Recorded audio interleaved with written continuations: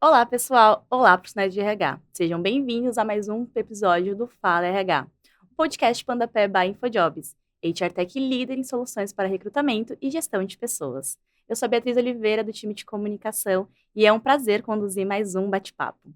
Hoje vamos falar sobre liderança e a capacidade desses profissionais de engajar os times e conectar com o propósito das companhias. Para isso, a gente recebe a Daniele Machado, que ela é gerente de recursos humanos da Natura, com mais de 10 anos de experiência na área, desenvolvendo estratégias alinhadas aos valores das organizações e também a capacitação de lideranças que gerem pertencimento e conexão, que é sobre isso que a gente vai falar hoje. Então, Dani, seja bem-vinda, é um prazer te receber. Deixa aqui um espaço para você se apresentar também para os nossos ouvintes.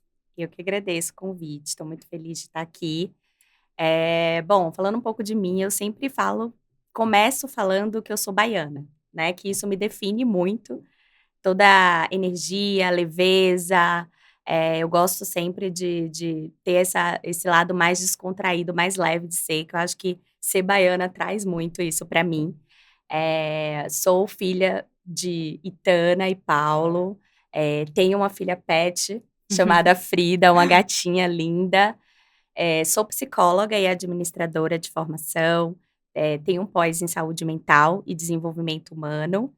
E, como você falou, já há bastante tempo, né, na área de RH, comecei na área de desenvolvimento e treinamento, né, mais numa área especialista.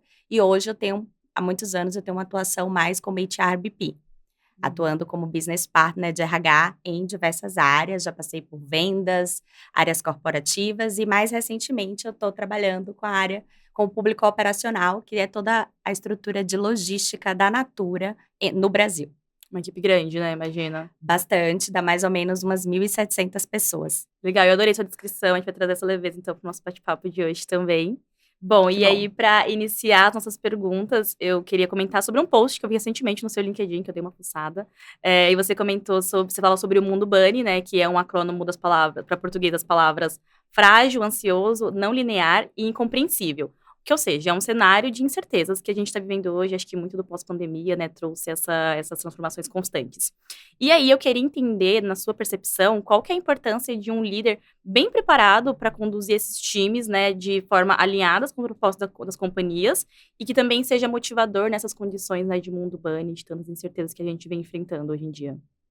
Ótima pergunta. Acho que exigem competências diferentes de liderança para esse mundo que a gente está vivendo, né? Tão incerto, não linear, com muita ansiedade, né? O mundo pós-pandêmico trouxe esse ambiente mais ansioso. Então, é difícil você falar que não existe ninguém ansioso hoje, né? Todas as pessoas têm um certo grau de Uhum. ansiedade.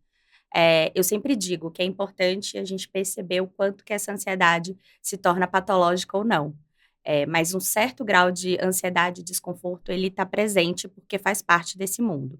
E para a liderança, eu vou falar uma competência que não é tão óbvia para a liderança, mas nesse mundo bunny, que tem muita informação, as pessoas ansiosas, a comunicação tem se tornado uma competência bem relevante para o líder.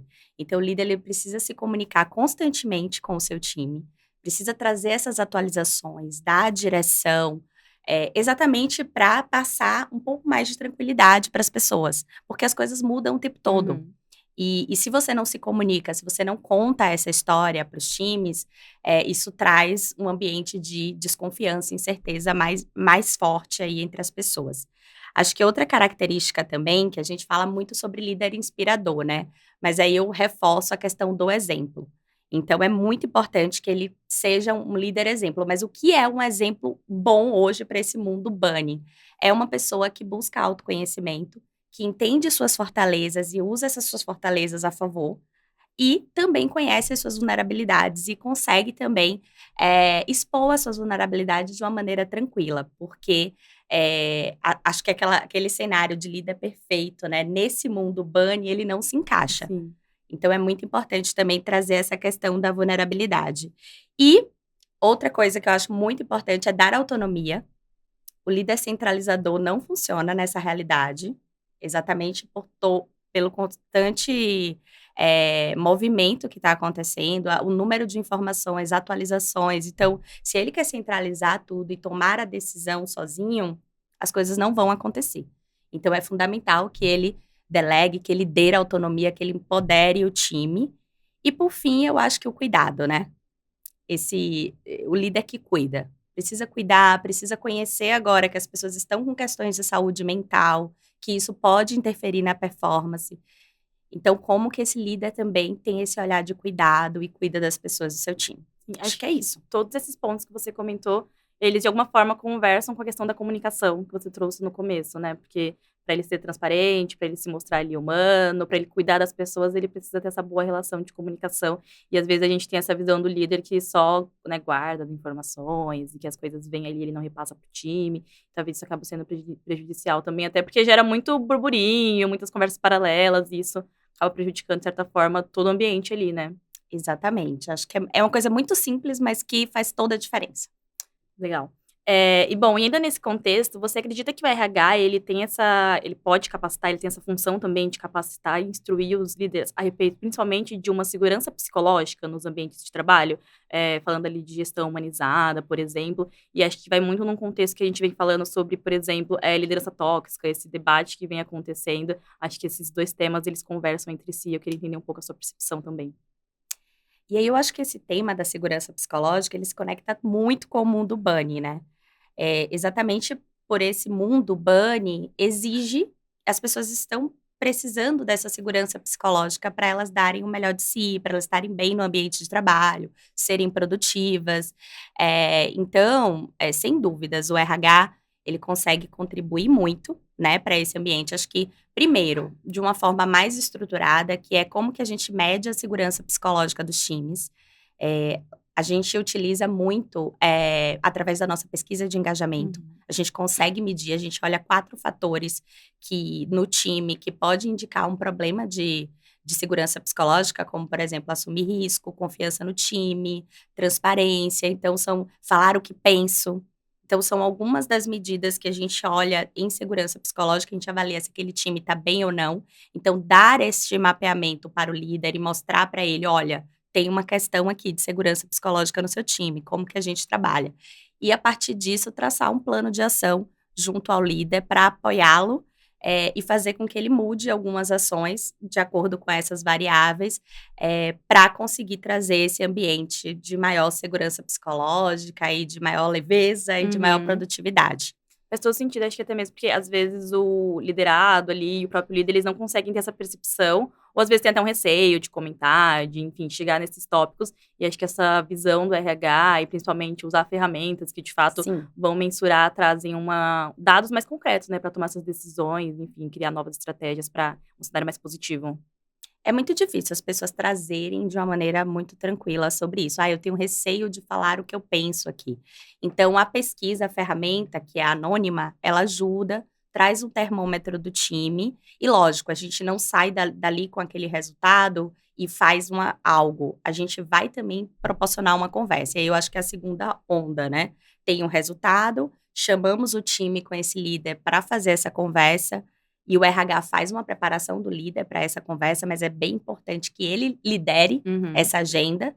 E ali a gente consegue coletar e as pessoas começam a se sentir mais à vontade para trazer as oportunidades de melhoria. E então chegamos a ações e planos de ação para trabalhar nisso. Bem legal, eu imagino que cria até uma percepção positiva das pessoas como um todo em relação à empresa, né, esse cuidado que a empresa tem com as suas experiências. Isso mesmo. Bom, e ainda falando sobre essa questão do mundo bunny, eu queria falar um pouco sobre protagonismo. A gente vê muito esse debate sobre seja protagonista da sua carreira, protagonista da sua carreira, e é um ponto importante das pessoas assumirem esses papéis de desenvolvimento, mas eu queria entender até que ponto você acredita que é uma parte do colaborador e até qual que é o ponto que o líder tem essa responsabilidade também de olhar pelo seu liderado e propor estratégias para desenvolver, ver pontos de melhoria ou pontos que a pessoa pode trabalhar. Eu tenho a opinião de que não são coisas excludentes. Eu acredito sim que o colaborador, ele é protagonista da carreira dele e o líder também tem o papel de ser facilitador.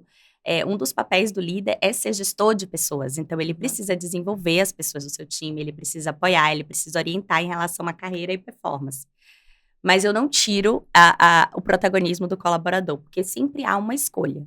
Sim. Quando a gente está numa organização, quando a gente está fazendo algo, a gente escolhe estar ali. Por mais que o contexto ele seja favorável ou não, eu escolho continuar ou eu escolho sair.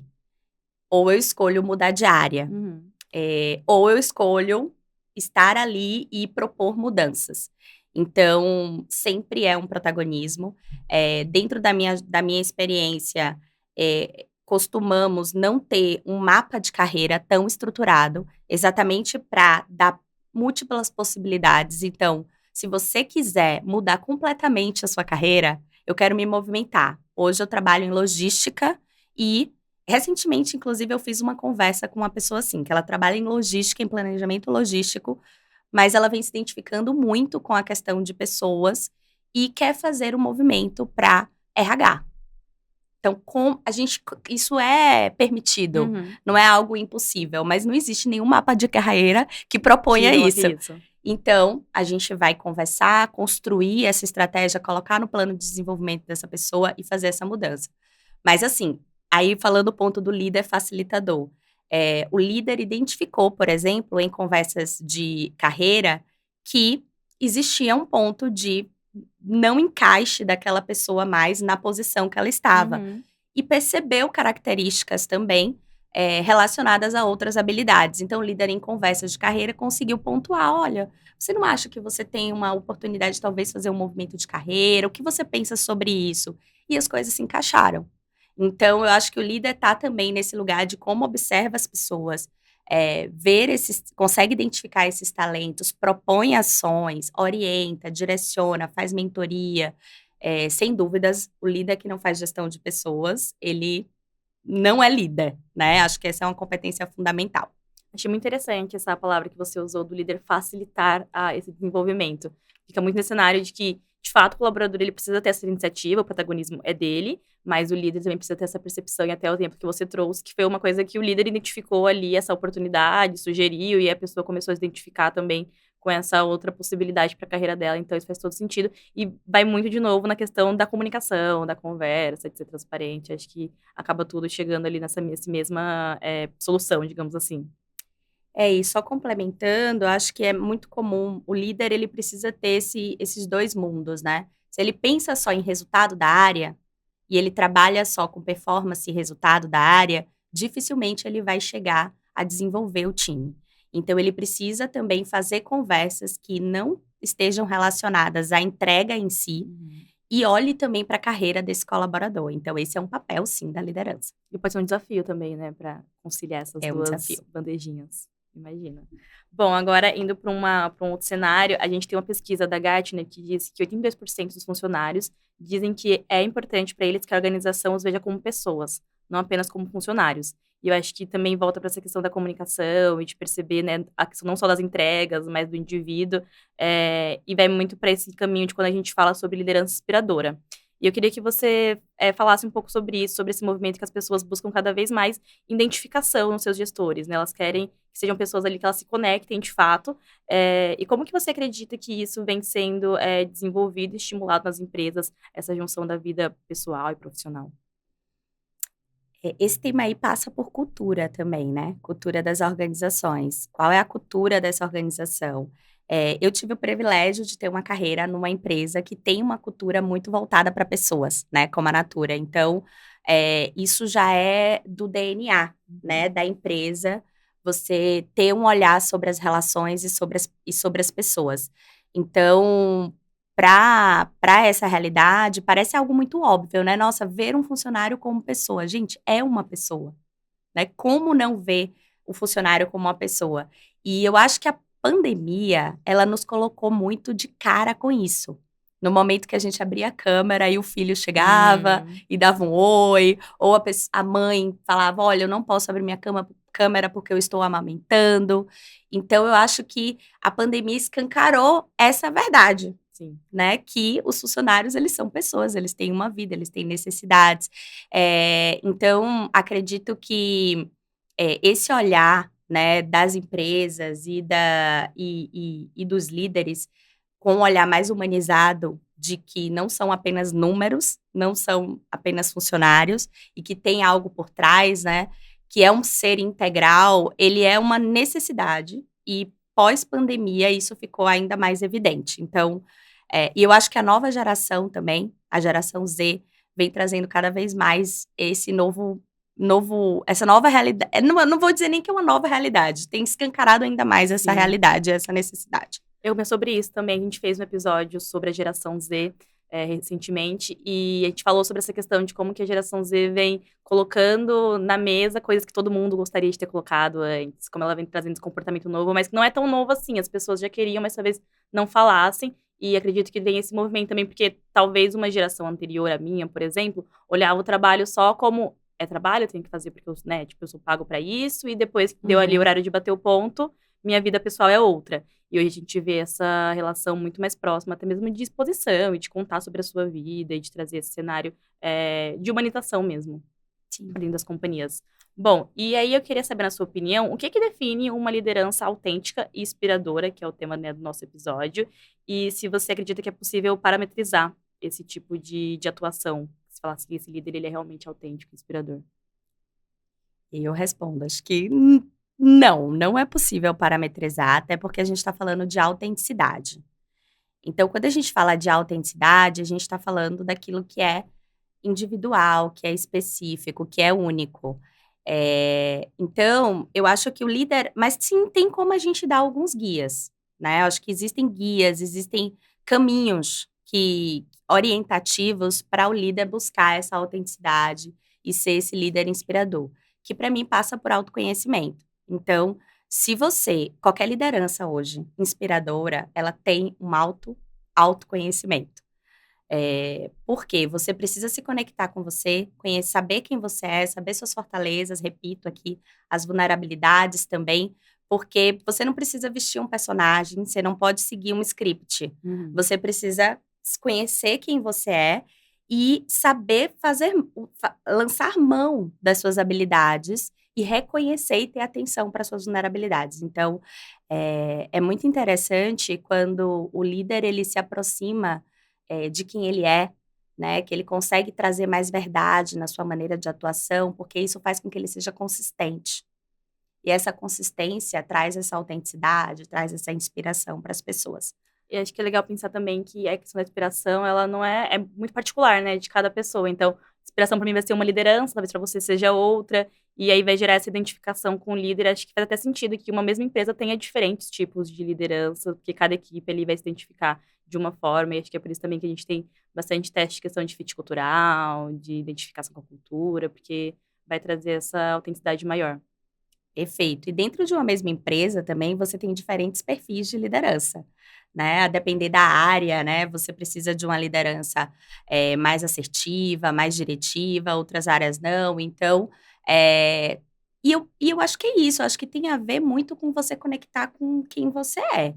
E por outro lado, aí falando da parametrização, não é uma parametrização, mas eu acho que a gente tem algumas etapas importantes que você precisa conhecer e se desenvolver para ser um bom líder. Somado a isso, o seu autoconhecimento que traz a autenticidade. Então, é quase que teoria e um pouco de quem você é, e você juntando esses dois mundos, eu acho que consegue desenvolver uma liderança autêntica e inspiradora. Perfeito.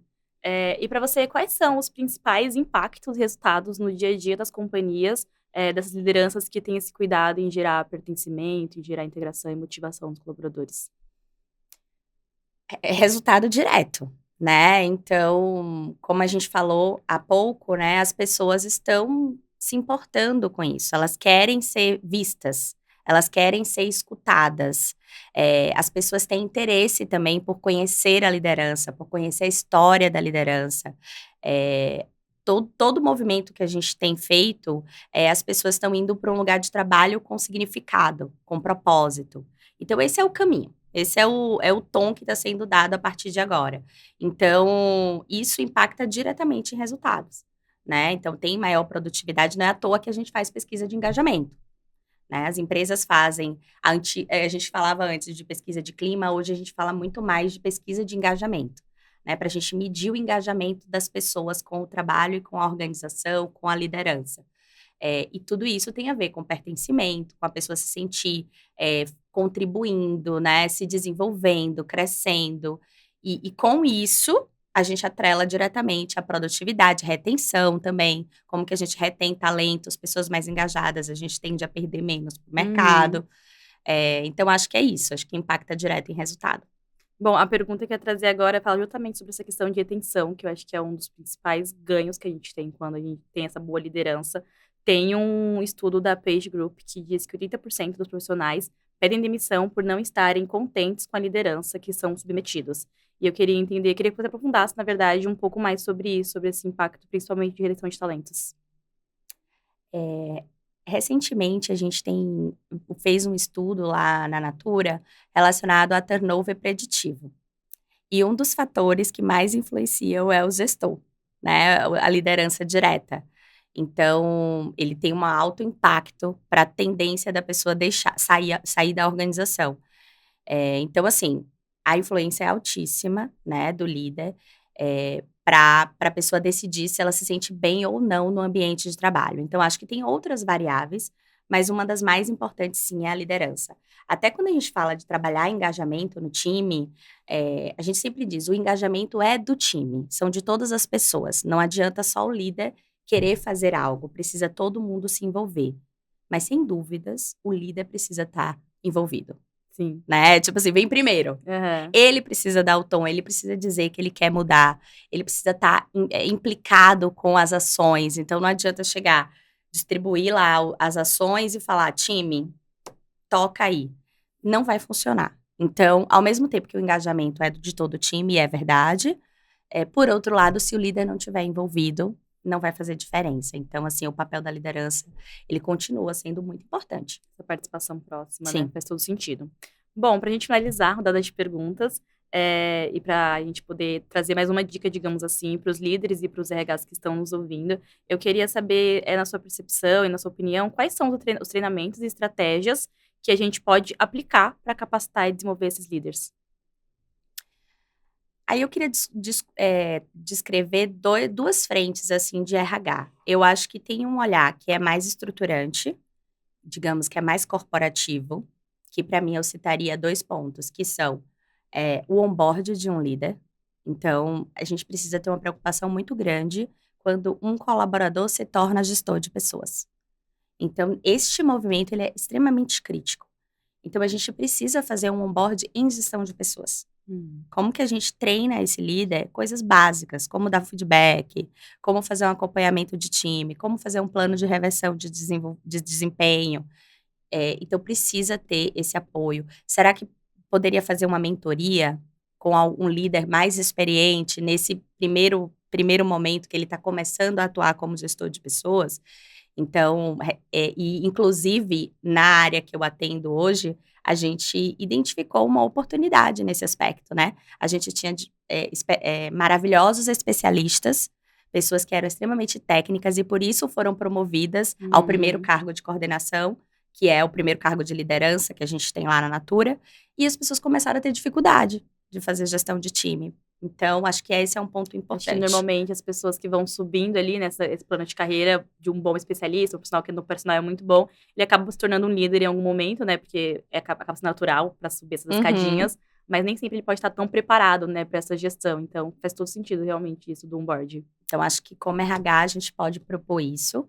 Por outro lado, ter programas de desenvolvimento, né, desta liderança para esse mundo que a gente está vivendo, né, trabalhar liderança inclusiva, trabalhar saúde mental com os líderes, porque eles precisam ter ferramentas para lidar com isso, que isso é uma realidade.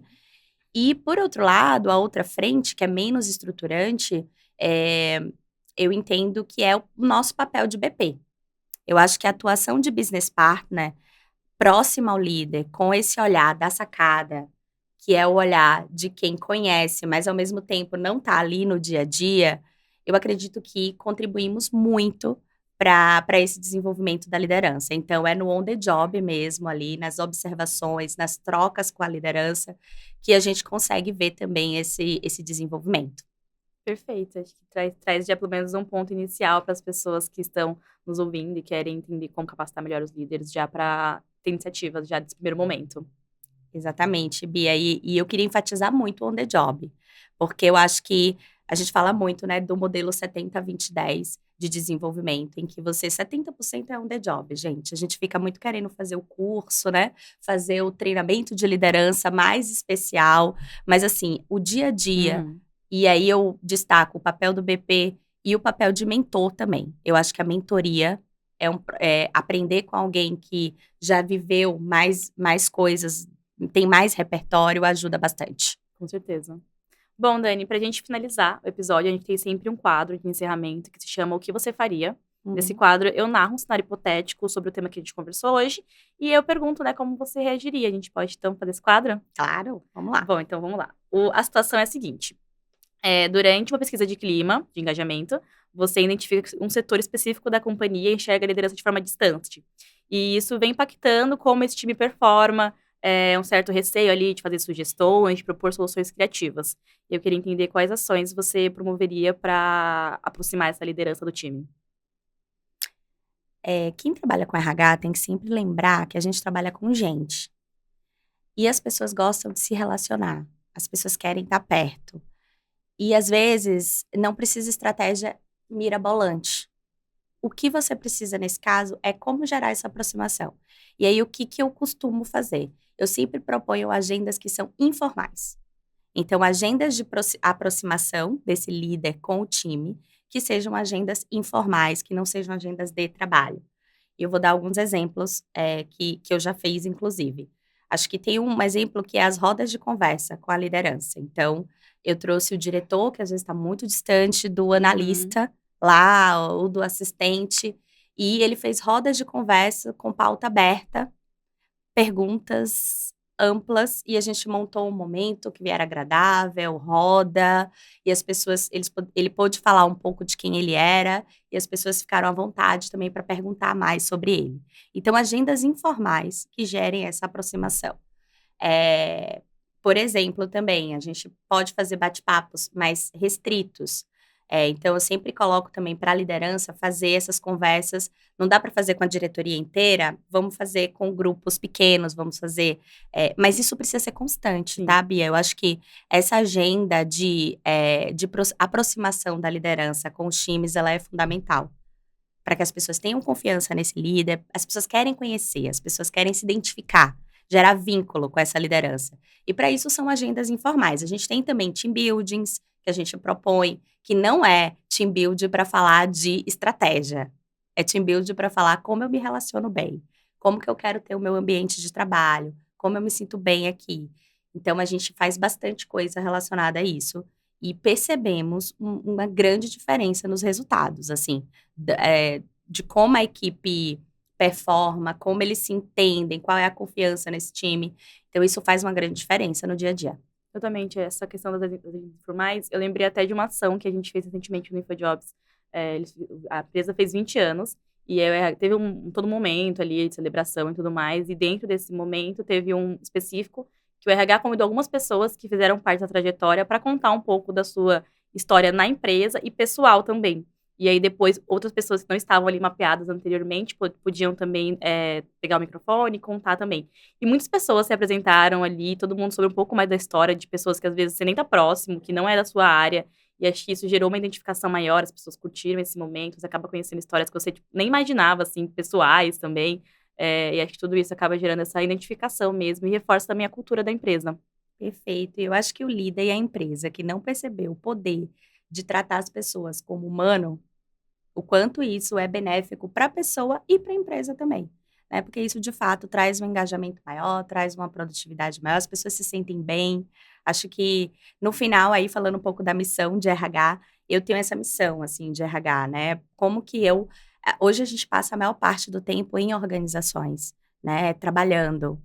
Como que eu torno esse ambiente mais agradável para as pessoas? Acho que aí é uma missão que vai para além da minha função hoje na Natura. É uma missão de vida, assim, de impactar positivamente as pessoas. Com certeza, isso é maravilhoso. E é uma coisa que a gente vê cada vez mais o RH se preocupando com as pessoas.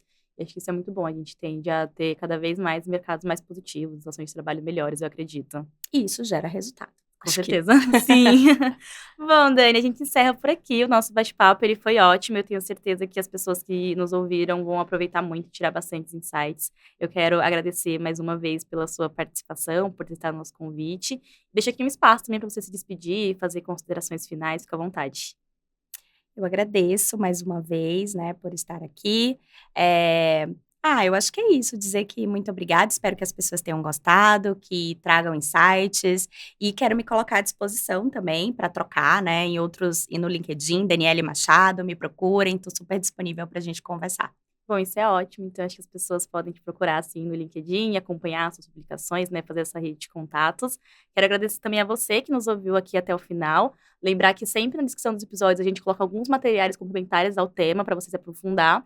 E agradecer a sua participação mais uma vez e dizer que no mês que vem a gente se vê mais uma vez. Tchau, tchau, até a próxima.